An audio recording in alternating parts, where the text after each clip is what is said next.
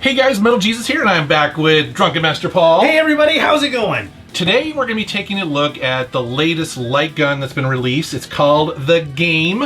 Clever name. I know. Love it. Yeah. And you had a really interesting idea in how to review this. Yes, I'm super looking forward to this, and what I thought is we've never done actually kind of a benchmark test to compare it to actual old school games, so I'm super excited about doing this. I know. This is going to be awesome. I haven't had the PlayStation 2 hooked up with the light gun in a long time, so I'm going to be curious to see how close this gets. Let's take a look. Pew pew!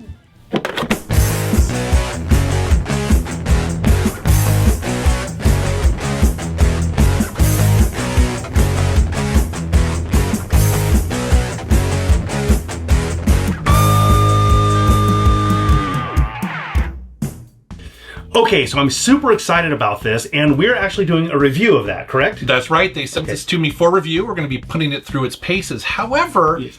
We've done a bunch of these reviews over the years. Yes, we have. And you have never been blown away by the solutions that have been out there, some of these modern solutions. That's true. That's Yeah. true. I've never been really happy with, they're okay. I appreciate the technology and the work that goes into it, but I've never been really happy with it.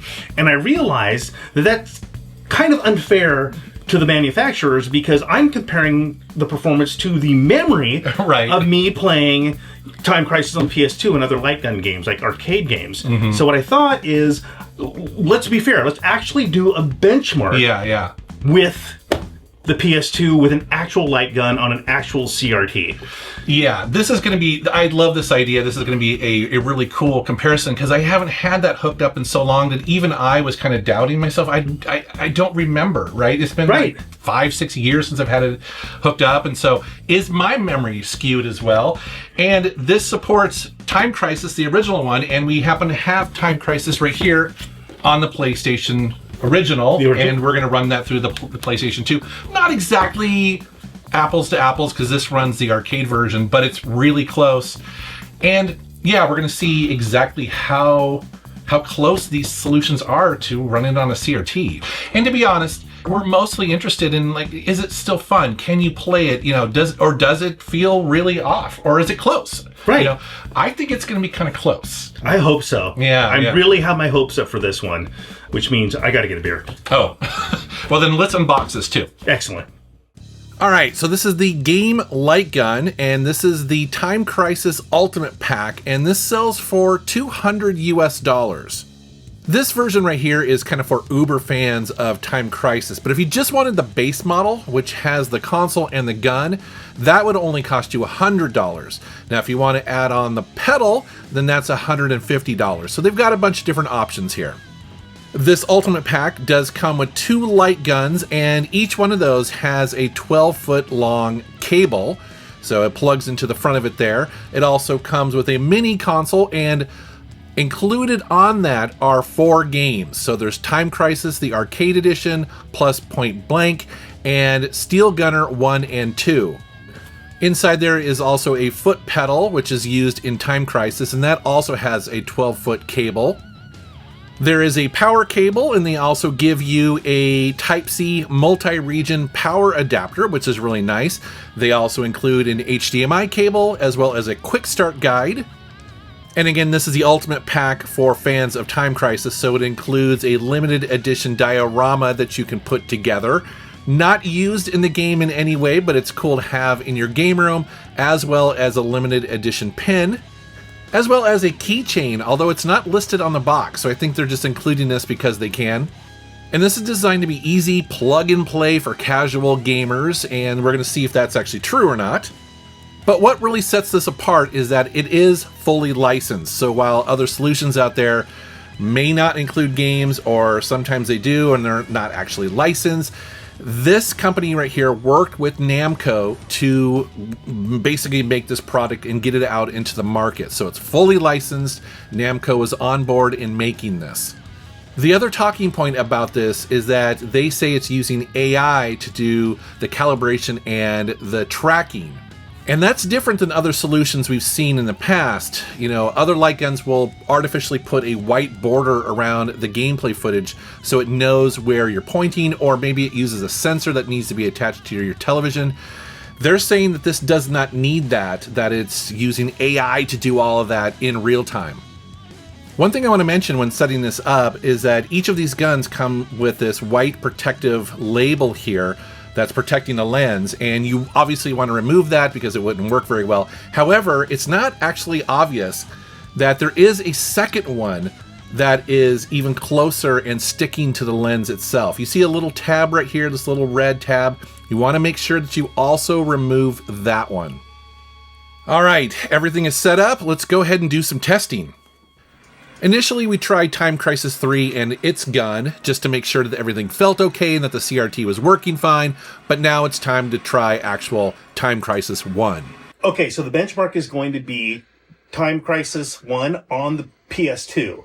And we have an old school GunCon gun, which will actually work with the game on the PS2. So we're going to give this a go. Action!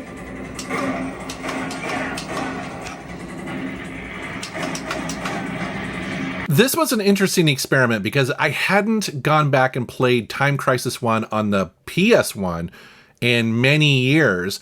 And like Paul said, you know, is our memory maybe rosier than the actual reality was? And the truth was, playing through Time Crisis specifically, there was a little bit of latency and a little bit of maybe processing that was going on with the CRT, you know, that I just didn't expect. Now, it is 100% playable, but it does make me wonder if maybe there is a slight difference, you know, obviously between the arcade version that is with the game light gun and the home console version. I don't really know, but it was fun to kind of jump back into this and use it as a baseline.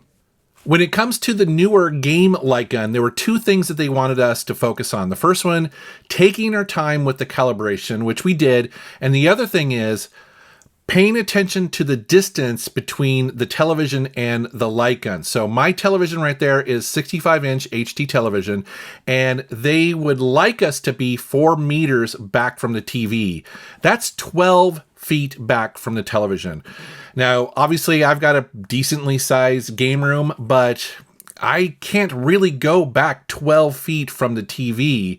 We were close to that, but I think we might have been maybe like 11 feet, 10 feet back from that television.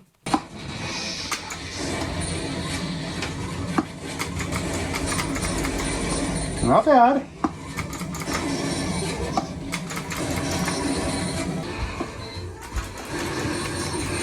Wow.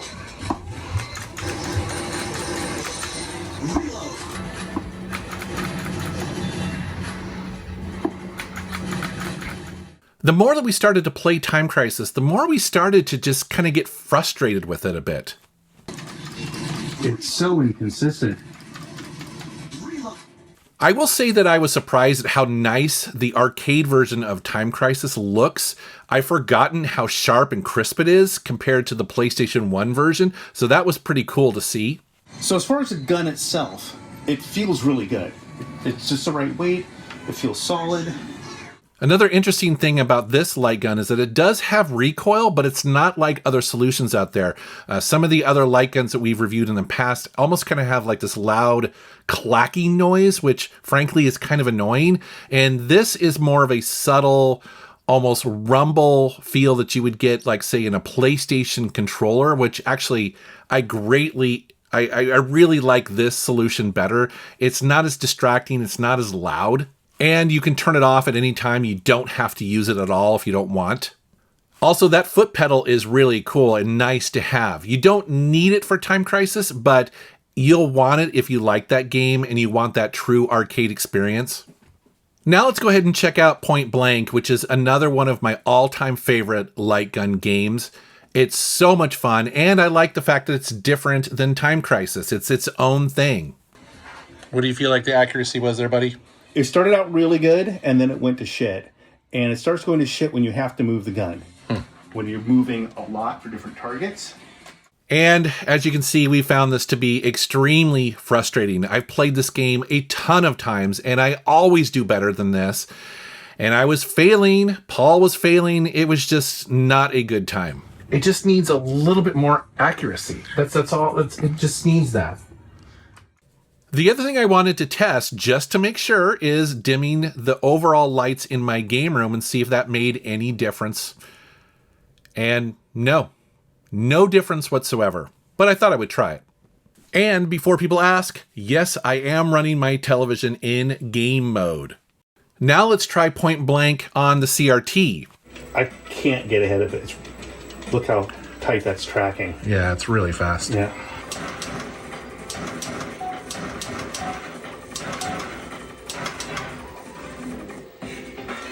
Boom, baby!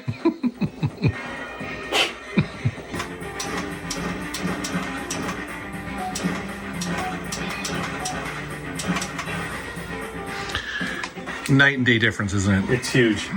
It's huge. This is fun and accurate. Buy a CRT is what we're saying. Right.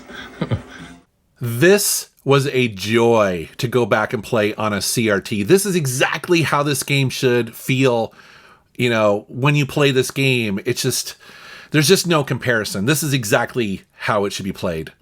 The two other games we wanted to check out are Steel Gunner 1 and 2, and these are fun. They're different than the other ones in here, so it makes a nice little package, because with these, it's basically just you have an Uzi, or an automatic gun, and you're just mowing stuff down. But again, as you can see, yeah, there's definitely some delay and inconsistencies here.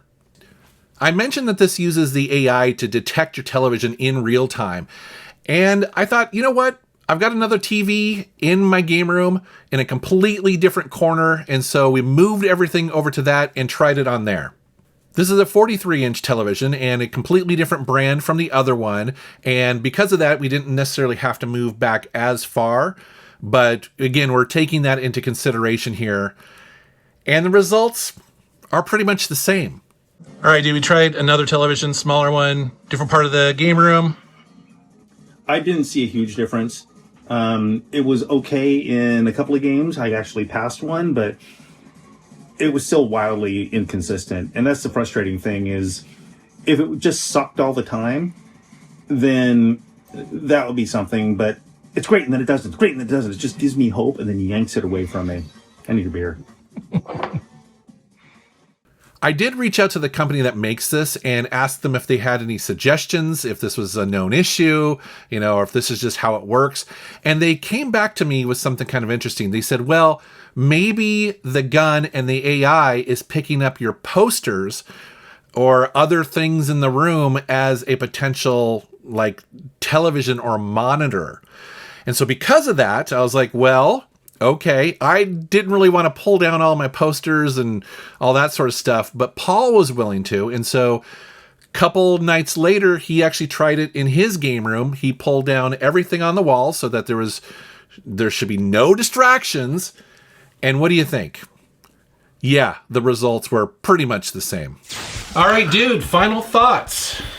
Well, I'm a little torn here because I really wanted this to work and work flawlessly. And sometimes it would. Yeah. I mean, when we played on the PS2, the PS1 version, and it had some flaws that I didn't remember. Yeah, for sure. I was having high hopes that, okay, maybe it's going to be great, and my memory is the flawed part. Yeah. I think this is a good product. It has issues. And I think for me, the biggest one is the consistency of the shot. Yeah, I noticed that as well. We both did, where I'd be shooting and it would be sometimes spot on, and then for no reason that I could understand, it would be off to the left or to the right, and it was very inconsistent, and so it makes it hard to play those games and trust that you're aiming correctly, right? Very much so. Yeah. I found it that I had to think too much about each shot. Yeah. With the CRT light gun games, I could get in a mode where I'm not thinking. I'm just shooting on instinct. Yeah. And you can't do that with this. You have to focus and concentrate. And I suspect, and of course I'm not an engineer and I don't know how this is built, I suspect that it takes too long for the system to learn where it is. So if it's a scene it knows, or you're on the scene for a while, it learns it and then it knows exactly where it is. But if things move, and I noticed whether it's you or the game moving between scenes, then things would be messed up for a bit, and then it would get tight, and then it would be messed up. And maybe that's something that could be fixed in software. Yeah, I mean, they do claim that this has AI built into it, and that very well could be. Although we did do our best to try to mess with the lights, turn off the lights that I typically have behind my television, lowered the overall lights in here, raised them up.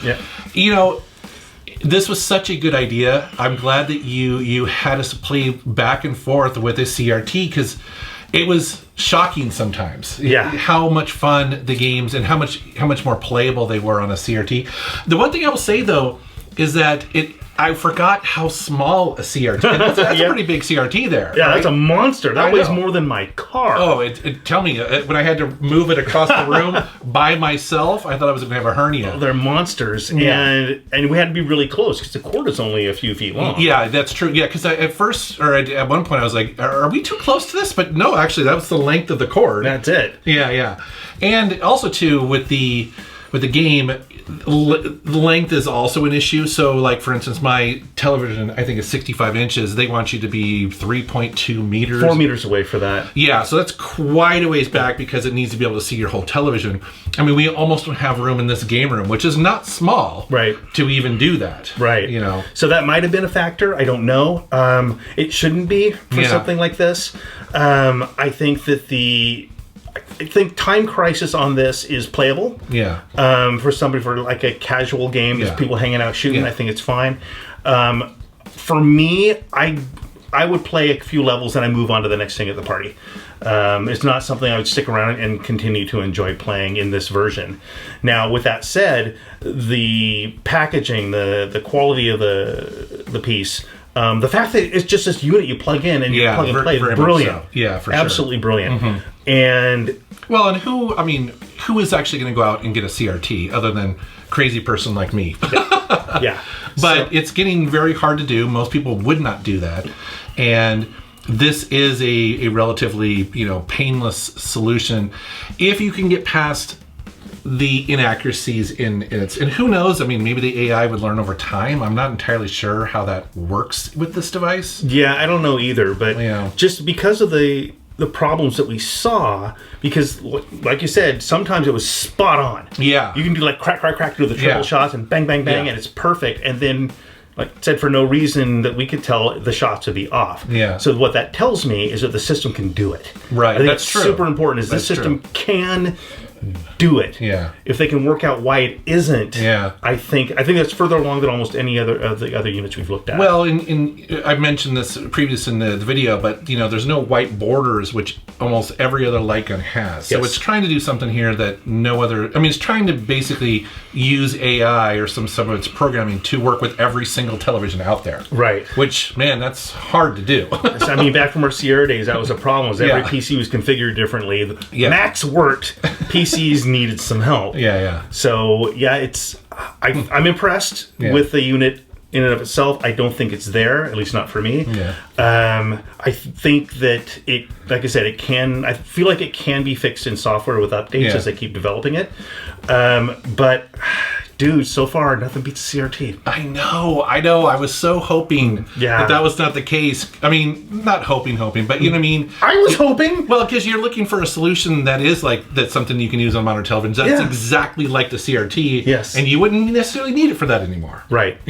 So yeah, well, hey, thanks for coming on this video and helping me with this. My pleasure. You call me anytime you have light guns. I'll show up. I know, right? All right, guys, thank you very much for watching. Thank you for subscribing, and take care. Cheers.